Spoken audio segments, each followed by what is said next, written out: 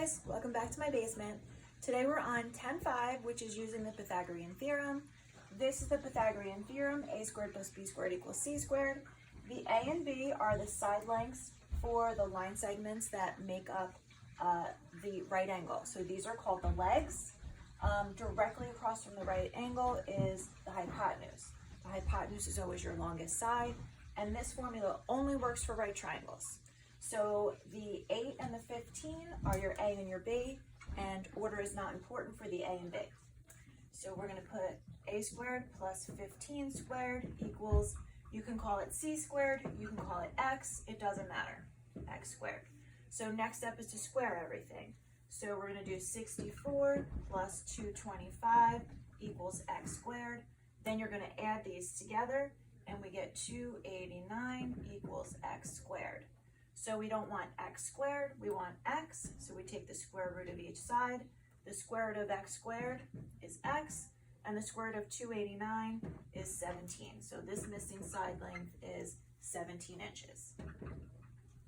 It's best if you have this blue calculator in order to do that, but if you don't, you could just Google any calculator on your computer, and as long as it's a scientific calculator, you're just doing the square root on this.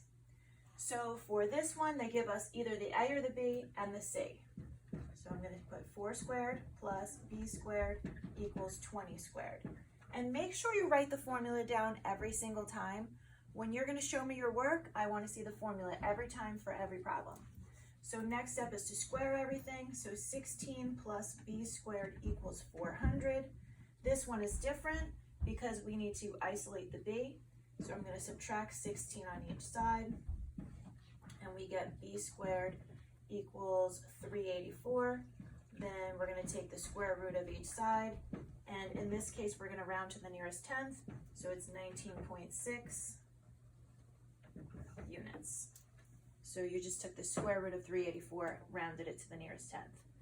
Okay, so on this one, this doesn't really look like a right triangle, but as long as it has the right triangle symbol, then you have to go with it. It's a right triangle.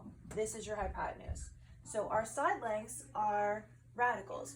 Totally fine. So it's radical 5 squared plus radical 23 squared equals c squared. So when you square a radical, don't forget, you just get the number that's underneath the radical. Because radical 5 times radical 5 is radical 25. Take the square root of 25, you get 5. So shortcut is, it's just that number. So 5 plus 23 equals c squared. Add these together, we get 28 equals c squared. Take the square root of both sides. C equals 5.3 when you round it to the nearest tenth. The last thing that's in this lesson is using the formula to determine if 3 side lengths can be used to make a right triangle.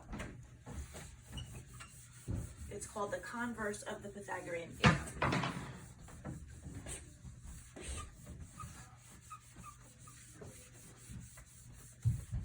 So if I had 9, 12, and 15, could those be used to make a right triangle?